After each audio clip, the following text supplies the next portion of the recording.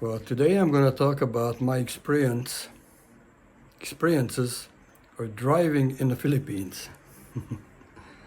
uh, I'm sure many of you already experienced the pleasures of driving in the Philippines, either with a motorcycle or a trike or with your own vehicle, pickup truck or car. Well, this is what I noticed so far. And before I get into that, I'm not a new driver, I'm pretty experienced. And I know it doesn't make a difference how many years somebody drives because there are drivers still suck at driving even 20 years of experience behind them. But I'm not saying to brag, I think I'm a pretty good driver. And I'm almost 66. I've been driving since 18 years of age. And I drove in many other countries before the Philippines. As I mentioned earlier in some previous videos, I grew up in Europe. So I did get a professional driver's license when I was 18 and drove various sizes of big trucks for a living.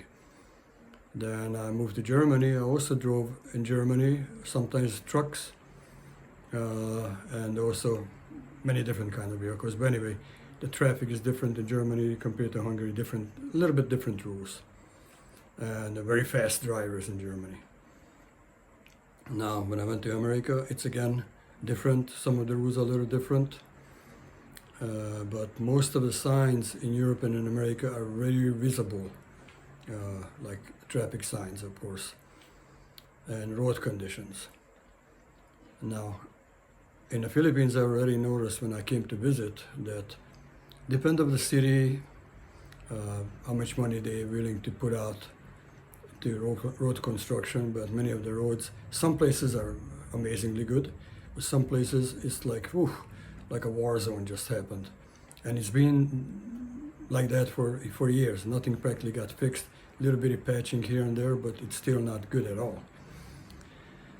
And what I've noticed since I've been driving that almost nobody follows the traffic rules, especially people on the motorcycles. I love motorcycles myself. One day I believe I'm going to ride motorcycle here in the Philippines. I did it in Europe, I did it in America too. But in the Philippines, it's a different game. You have to be extremely alert regardless what you're driving or operating. But let's start with the road signs. A lot of places there's no stop signs, no traffic lights. So you go up to a four-way intersection and nobody's following rules. No such thing as right-hand rule or I'm on a highway and you have to yield to me. Whoever gets there first. And not just whoever gets there first. Let's say you're being polite and you want to let that one or two cars come in. There's no such thing. You let somebody in, you're going to stand there for 5 minutes because everybody is going to sneak in. Everybody, regardless how bad you try to get to the other side. And even if you have the right to go, you better slow down completely and make 100% sure nobody's coming because it's a surprise all the time. And the trike drivers, when I say trike, those are like the mini taxis, motorcycle with a sidecar, so you can sit on in the front next to the driver, 2 passenger minimum, and or maximum to say 2 grown-ups. In the back, usually 4 grown-ups. Absolutely not safe. Some of them not roadworthy at all, but I understand the people needs to make a living and they hustle. But when you are around them, you better make sure that you pay attention to them because many times they don't pay attention to you. Either they don't see in their side view mirrors or no side view mirrors at all on them. And I'm sure you don't want them to run into you or you don't want to run into them either because one thing, they deliver passengers. Nobody wants to see another person getting hurt over a mistake or stupidity. Now, other thing with these strikes, when nighttime comes, almost none of them has tail lights, no brake lights, and they're still driving on the road. Some of them have headlights working, but it's like a candle in there. Barely any, no brightness to it, to say.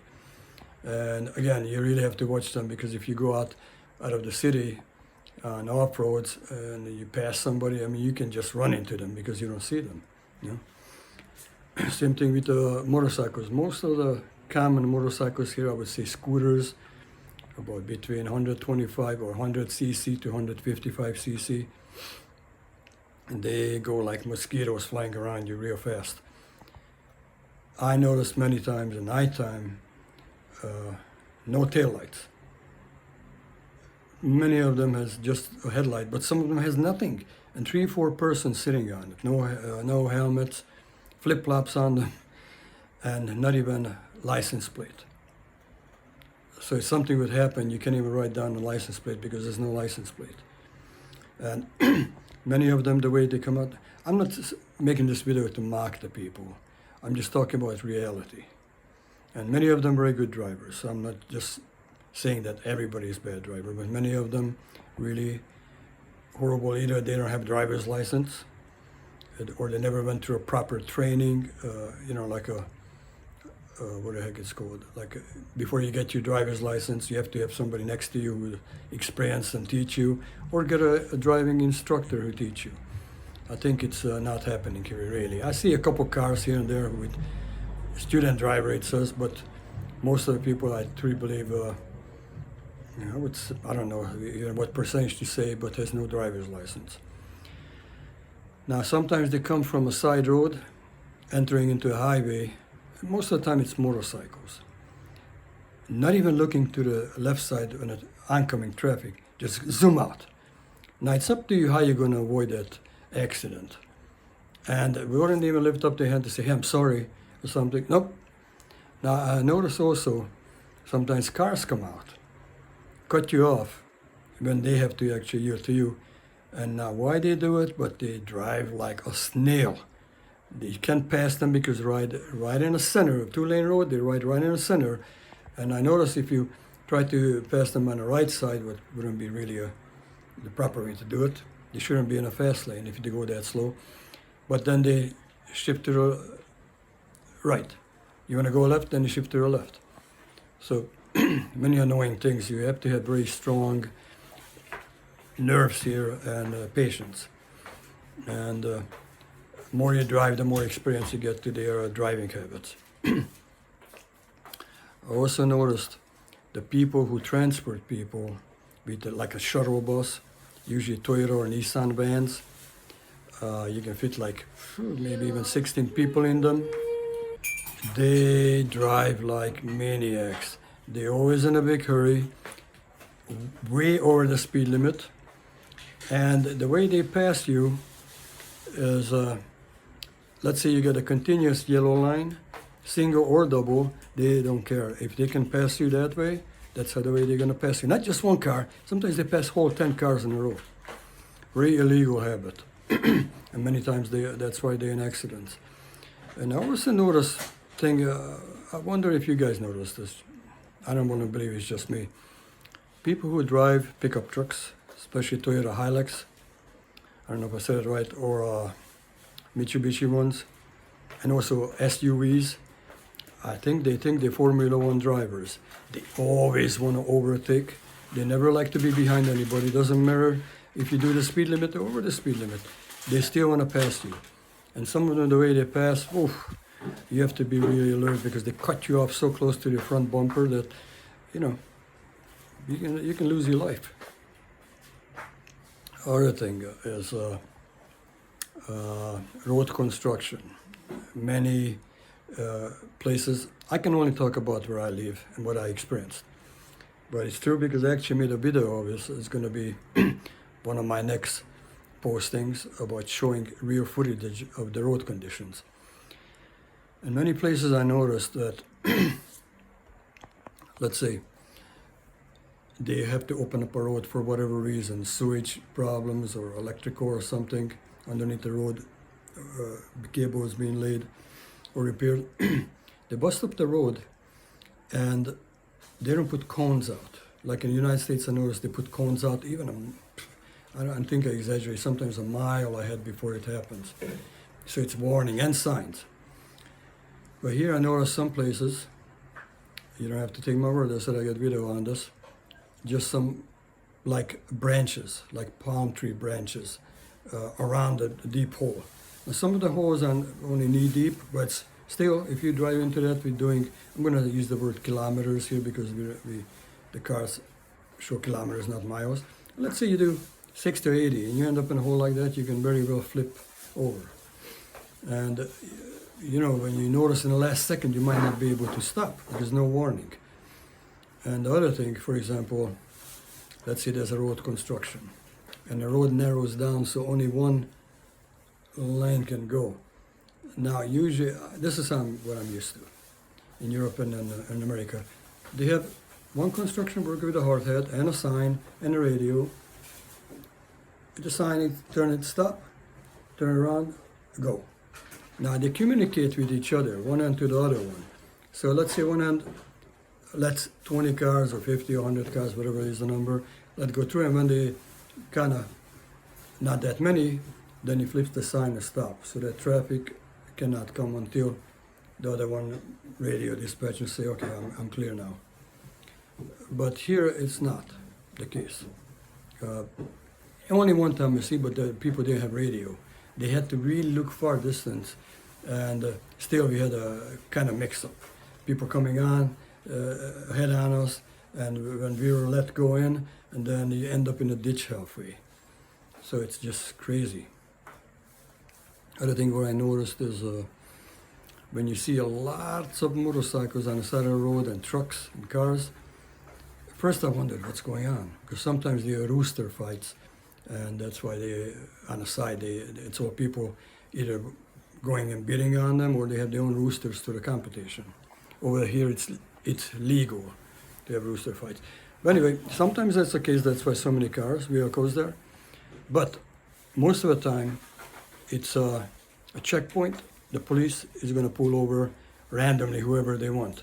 Now, most of these people pulled over on the side of the road, they have some kind of issues, either no license or suspended license. And what I heard, that here in the Philippines, what they do, if that's the case and they catch you, let's say you with a motorcycle, they come and load up your motorcycle and they take you, lock you up to jail. And I forget what's the fee to bail yourself out, plus the motorcycle you have to bail out too. Pay a fee. So it's not something you take lightly with the wages what people earn over here. But what's interesting that, let's say a kilometer down the road there's a police pulling people randomly over, but you see 2-3 kilometers line backed up on the side of the road, both sides. Not both sides, but one side actually, the ongoing one. And now, for example, in America, what they would do, the police department, they would call for backup, like probably 50 to 100 cars would be there, with German shepherds in a car, and like a typical military style operation would be, and they would go up to everybody and ID them. Here, they're lucky that they don't do that. So sometimes people gotta wait 2-3 hours, unless they turn around and go back home or find a different route. But they gotta wait that much till the police leaves, and then they continue their travel. So, other thing what I noticed as well, when go up to a intersection, that as I mentioned, the traffic signs, many of them not there, but I was even asking my wife, I said, did you see a stop sign anywhere? Because it seemed like people just flying through the intersection. Some of them didn't even slow down to look if anybody is coming. Well, I stopped, and there was I couldn't believe it. I think there should be a regular size stop sign, very visible to the public, especially drivers. And it was, I would say, less than half the size what I'm used to in America, very faded, and the tree branch was growing over it, so it covered the whole sign. So no wonder nobody can see it. Now my other experience was that this is Butuan City. We live in Butuan, so most of my driving is here locally. We're going in three-way lane in downtown Butuan, and so the left lane, you can make a left turn or go straight. The center, obviously just straight. Now the right side, I look at the painting on the road, it has an arrow showing straight, and also you can turn right. Well, guess what happened? I go up, it was red light, And I figured once it's green, I'm going to continue my driving. I don't know, behind me a couple people honked because they wanted to turn right, but no big deal. I have the right to go straight because there's a line painted. And, oh, by the way, I'm sorry, I made a mistake. There's no traffic light here. There's only, I think it's called the land transportation person, almost like a police department. He's in the center and he's directing the traffic. He's, you know, with the sign letting you know when you can go and when not. So anyway, the guy saw me over there and he got pissed off. Comes up to me. He said, I am blocking the traffic. I said, well, blocking, but I said, there's the arrow on the road, white arrow. He said, no, you can only turn right over here. Then why is the arrow there showing straight? And so anyway, I didn't want to get into argument with him, so I pulled in the center. I waved to the back at the other cars in the center, if it's okay if I come in front of them. Well, this made the guy even more pissed off. And I said, you know what, okay, I just turn to the right. If that's how bad you want me to turn to the right, I go to the right. So I had to go down pretty far to be able to make a U-turn, because there's a bunch of signs, no U-turn, no left turn. But I made it. But I noticed this, that many places the driving gets confused because they don't remove the old paint if they change the rules for some reason. And also when I drove in the mountains, for example, going to Devo, and just 1 second to the other one, it just shrank down to one lane without any warnings or anything. So if you don't pay attention, you can really get in a head-on collision with other traffic. I don't know exactly how to correctly explain this, but once you drive in that kind of area, then you know exactly what I'm talking about. Other thing, when I drive and when the traffic is real bad, I try to be polite because I would like people to be polite to me too. And I use my high beams with, a high beam adjuster to say. And that means I'm signaling the person on the opposite side or the one from the left to come. I even wave me my hand, but many of them don't get it. They just stare and stare. And when they get it, many of them don't wave. I'm just used to that. If somebody lets me in, I wave and thank. That's all. But maybe 5 out of 100 who say thank you. Rest of them don't say thank you. Now, other thing, for example, getting parking space. Again, I'm talking about Butuan and Kababran. And I think when they planned these constructions, road construction of buildings, it was so many years ago. Since then, especially in the last 10 years where I heard, there's a lot more cars and trucks on the road than before. Before it was mostly motorcycles. It was okay that time for the traffic and the parking spots. But now that so much traffic is going on and the country is growing and a lot more foreigners coming into, it's very difficult to get a parking spot, especially downtown. Sometimes you like to go and eat a pizza. Only motorcycles can park up there. There's no place to park with a car or a truck. And some of the fast food places like Jollibee or Chowking, very limited parking space.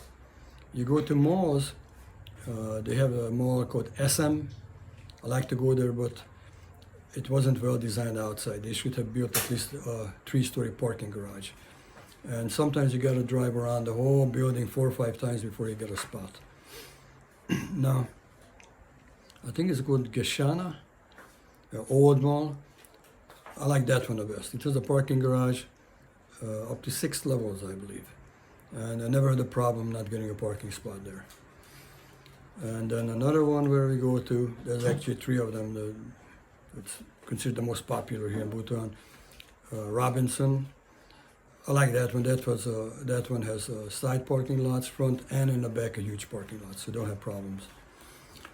Now where I have a problem is almost all the Philippines, I don't know why they like to do that, but they don't like to drive into the parking lot, they like to back into it, back up into it.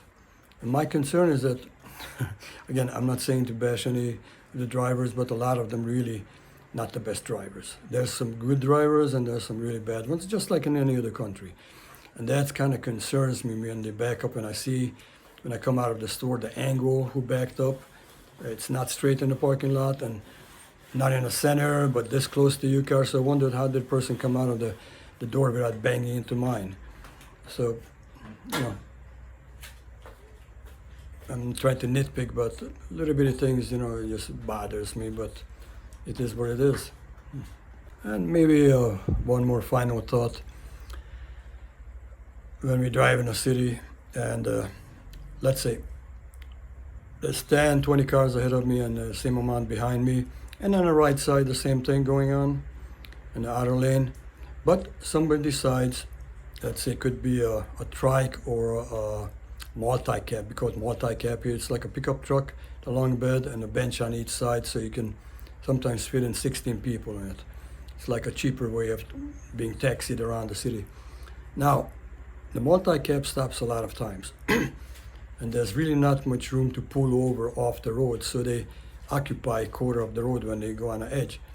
But the person next to me, instead of stopping and waiting for the turn when it clears so they can come over to that side to go around, nope, no turn signal, nothing. They just try to force themselves in. Sometimes it's so close to us that I wouldn't dare to put my finger even between the two vehicles. And if you honk at them, you get their attention. Come on, man, what you doing? Use your mind. You know, you have brakes on your vehicle, stop and wait for your turn. But I noticed they don't like to wait. Most of them don't like to wait. They try to force themselves in or want you to go out of your way or stop and let them in. Well, sometimes I let them in if it's the situation is that way. But sometimes, you know, you are already ahead of them like a half a truck. So they have to wait. They like it or not. That's the way it is in everywhere, every country. Rules are the rules. Now, other thing what amazes me, you see these huge trucks. When I say huge, some of them have triple wheels in the back, and I mean they can haul like a train wagon amount of rice or cement bags, and it's loaded up as high as possible so it clears the bridges. But they have so many people because it has to be loaded up and unloaded, and a lot of times most of it is manual labor. And so you see sometimes 10 people sitting on the top of the rice sacks, way up there, and on top of the roof even. And when I say roof of the cab, the driver's cab, on the top, nothing to hold on. And it's like watching National Geographic when they show in Africa when they travel on the dirt roads and people sitting all over on the top, or in India when they're on a train and you have more people on the top of the train than inside the cab, the train wagons. And I always wondered if that truck has to suddenly stop, I'm sure these people would be flying off like, you know, like bugs. And it's very dangerous. Does it work to risk the life? It's amazing. And I know it's not allowed, it's against the law to be that way, but you see them every day happening. And also, let's say you see multi-cabs, especially trikes. As I mentioned, everybody's hustling for the living, and I don't blame them. If I would be in a situation, I would probably do hustling too, but a safer way. Now, for example, many times you see the motorcycle called trike.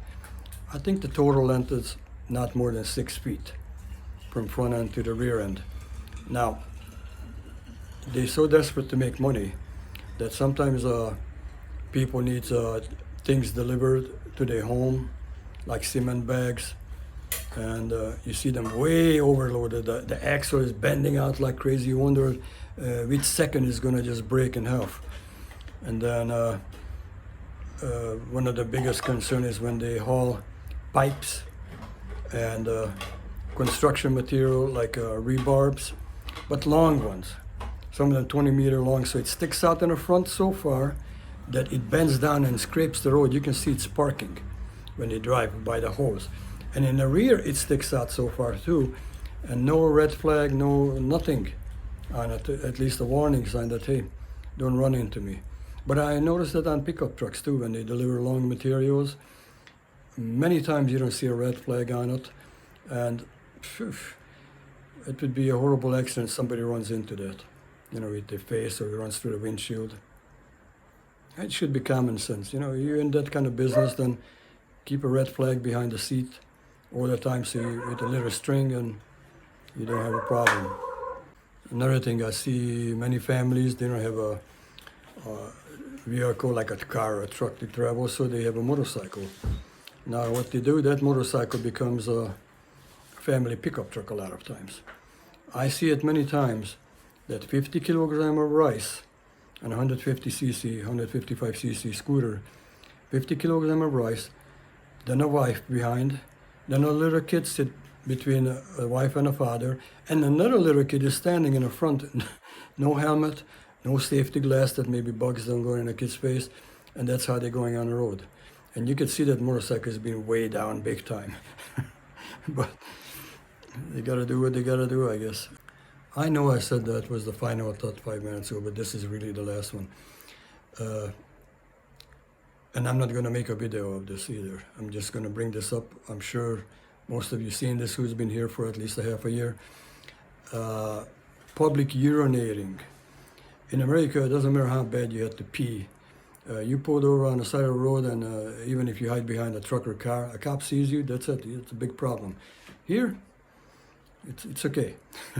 Even in the city, I see people just going up to a light pole, pulling out their wiener and just pissing, not even covering themselves. They have exposed to people who is walking left and right, females, kids. And I see that same thing. I understand when you really can hold it, pull over where there's some woods or bushes, and make it decent. You know, don't show yourself. Don't make it visible. Nobody wants to see that. I don't want to say what. Anyway, so that's all for today. Okay. I welcome your comments, as long as you're respectful, and let me know what you experience if you have anything like this. Okay? All right, all of you have a wonderful day. Take care.